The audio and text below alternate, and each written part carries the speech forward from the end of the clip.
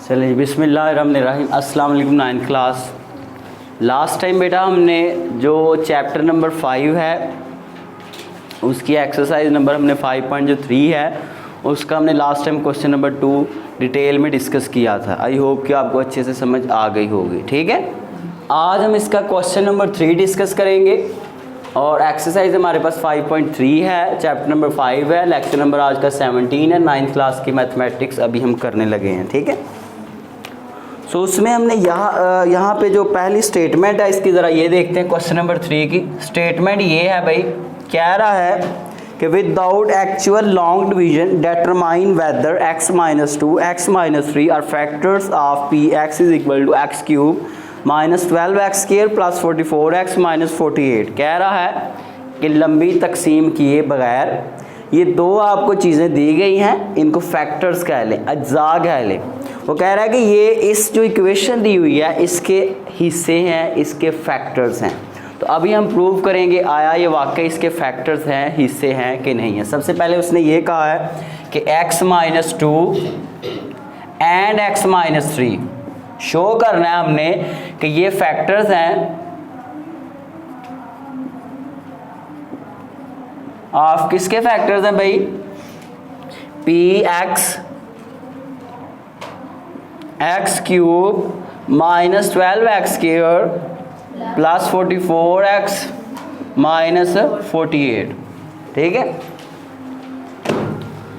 तो हमने देखना है कि आया ये दोनों इस इक्वेशन के फैक्टर हैं कि नहीं, हिस्से हैं इसके कि नहीं। ठीक है, सो किस तरह हमें पता लगेगा, अगर तो इन दोनों को इसमें पुट करने से, इन दोनों की वैल्यू इसमें पुट करें आप, कीमतें दर्ज करने से, अगर तो जो रिमाइंडर है, रिमाइंडर लास्ट टाइम आपने फाइंड किया था ना, अगर तो रिमाइंडर 0 आए, क्या आए, 0 आए, तो उस केस में ये इसके फैक्टर होंगे। अगर तो किसी का आंसर रिमाइंडर 0 के इक्वल ना आए तो उस केस में वो फैक्टर नहीं होगा, वो उस पर पूरा डिवाइड नहीं होगा। फैक्टर का मतलब ये है कि क्या ये दोनों इस पे डिवाइड होते हैं कि नहीं।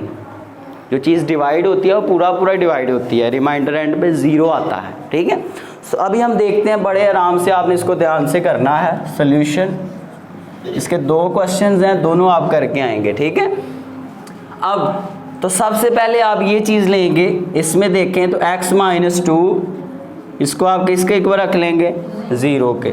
तो यहाँ से x की क्या वैल्यू निकलेगी, x इज इक्वल टू 2। ठीक है, और दूसरी क्या निकल रही है, दूसरा भी ज़रा देख लें आप, दूसरी निकल रही है x - 3 इज इक्वल टू 0। तो यहाँ से x की क्या वैल्यू निकलेगी, x इज इक्वल टू 3। ये 3 उधर जाके आ जाएगा प्लस का 3। ठीक है, इक्वेशन की उस साइड पे जाके साइन या अलामत चेंज हो जाती है।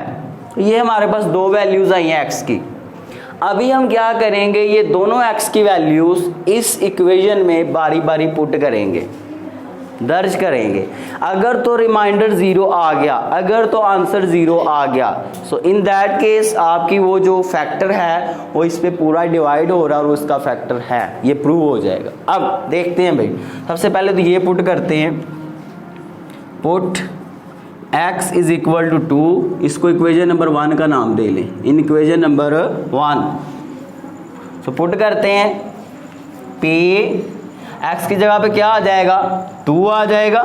जहाँ जहाँ x आ रहा है वहाँ वहाँ आप क्या पुट कर देंगे, इसमें 2 पुट कर देंगे, इज इक्वल टू x की जगह पे क्या आएगा, 2, और उसके ऊपर पावर कितनी आ रही है, 3 -12, और x की जगह पे फिर से क्या आ जाएगा, 2, और ऊपर पावर कितनी आ रही है, 2।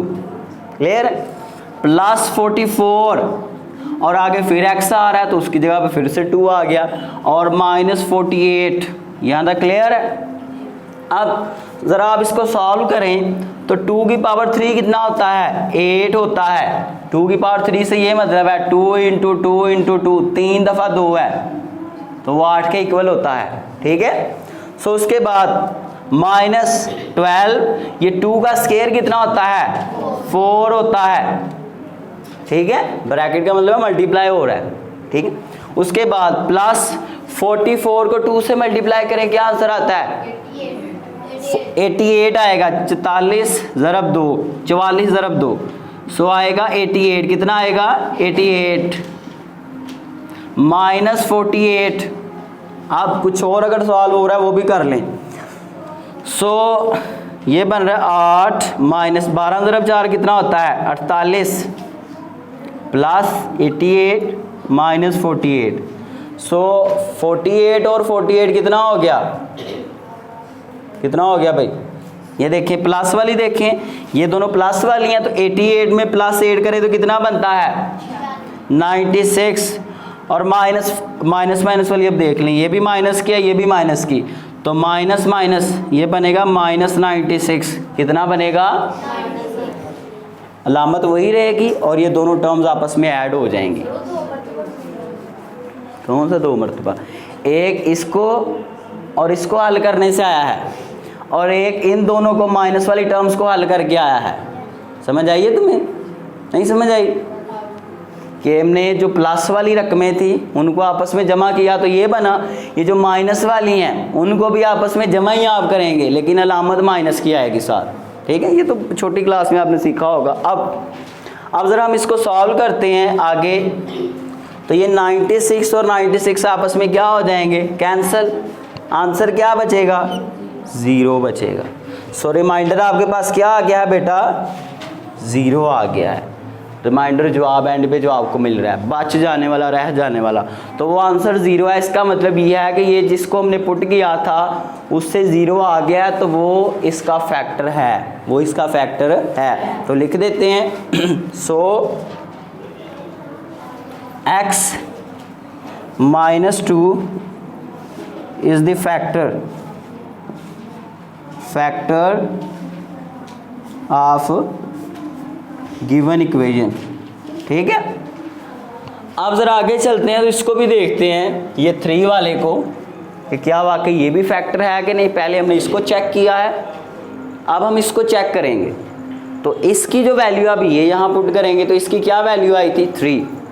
एक दफ़ा 2 वाली पुट की है, अब हम कौन सी पुट करेंगे, 3 वाली पुट करेंगे। सो पुट x = 3 इन इक्वेशन नंबर 1।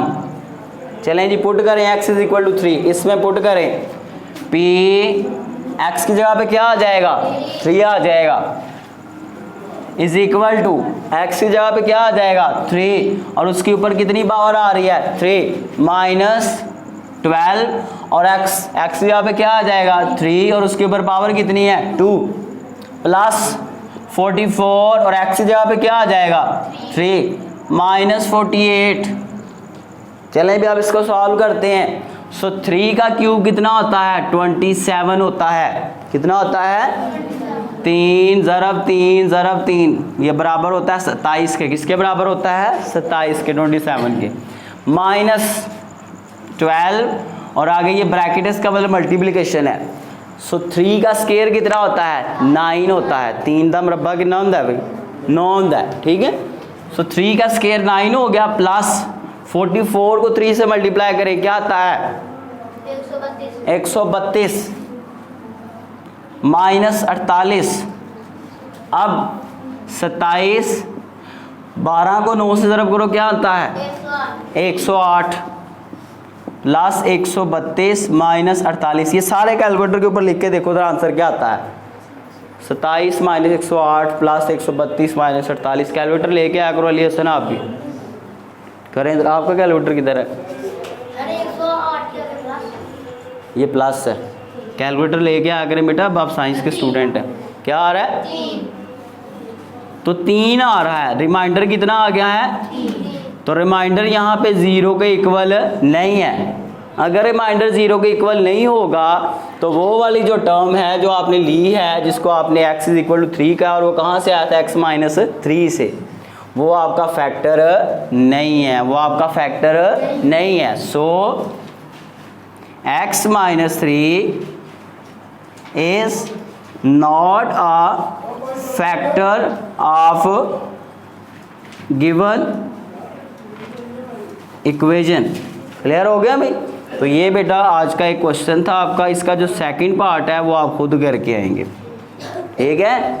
ऐसे ही आपने उसको बड़े अच्छे तरीके से प्यार से आपने उसको सॉल्व करना है। और एंड पे आपने, अगर 3 है तो 3 दफ़ा आप करेंगे, अगर 3 फैक्टर्स हैं तो 3 दफ़ा आप करेंगे। जैसे मैंने 2 दफ़ा किया है ना, उसमें आप 3 दफ़ा करेंगे और देखेंगे एंड पे आपका आंसर क्या आता है। क्लियर है?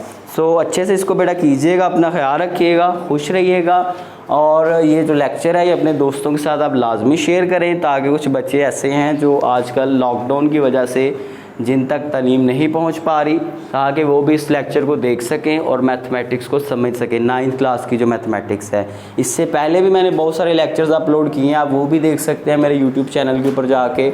और इस वीडियो को आपने शेयर करना है और लाइक करना है और कमेंट भी करना है और चैनल को सब्सक्राइब भी लाजमी करना है। अल्लाह हाफिज़ जी। बंद कर दो इसको रिजवान।